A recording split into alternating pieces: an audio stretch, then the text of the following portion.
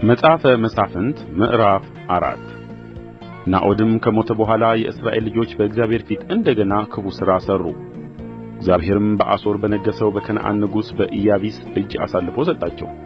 የሠራዊቱም አለቃ በአሕዛብ አሪሶት የተቀመጠው ሲሣራ ነበረ። የእስራኤልም ልጆች ወደ እግዚአብሔር ጮኹ፣ 900 የብረት ሰረገሎች ነበሩትና።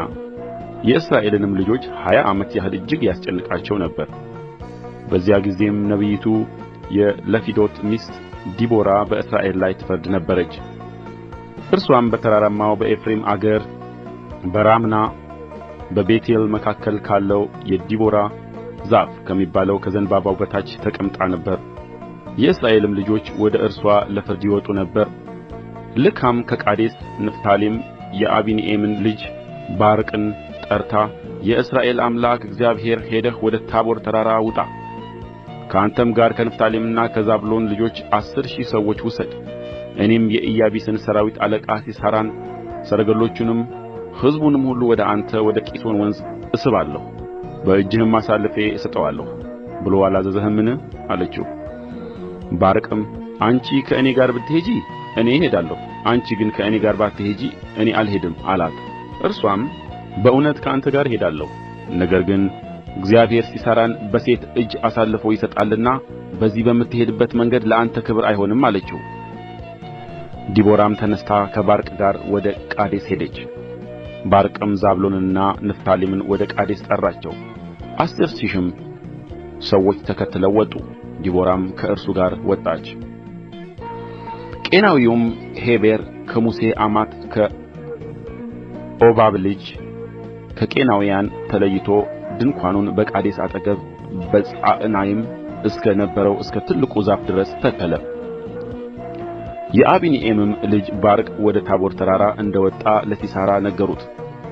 ሲሣራም ሰረገሎቹን ሁሉ 900 የብረት ሰረገሎች ከእርሱም ጋር የነበሩትን ሕዝብ ሁሉ ከአሪሶት ወደ ቂሶን ወንዝ ሰበሰባቸው።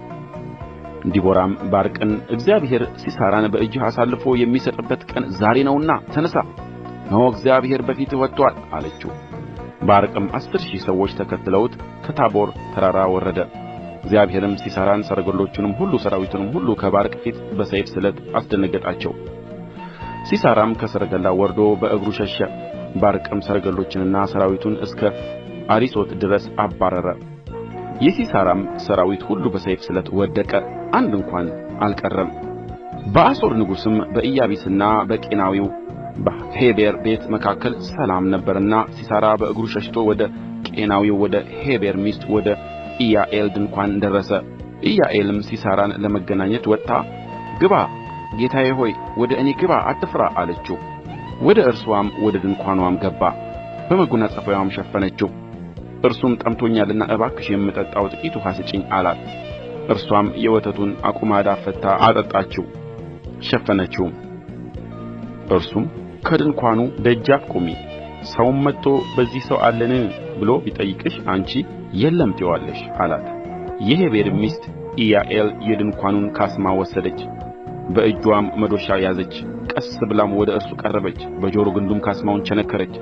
እርሱም ደግሞ አንቀላፍቶ ነበርና ካስማው ወደ መሬት ጠለቀ፣ እርሱም ሞተ።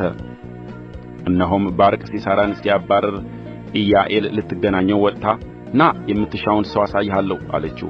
ወደ እርሷም ገባ፣ እነሆም ሲሣራን ወድቆ ሞቶም አገኘው፣ ካስማውም ከጆሮ ግንዱ ውስጥ ነበረ። በዚያም ቀን እግዚአብሔር የከነዓንን ንጉሥ ኢያቢስን በእስራኤል ልጆች ፊት አዋረደ። የከነዓንን ንጉሥ ኢያቢስንም እስኪያጠፉ ድረስ በከነዓን ንጉሥ በኢያቢስ ላይ የእስራኤል ልጆች እጅ እየበረታች ሄደች።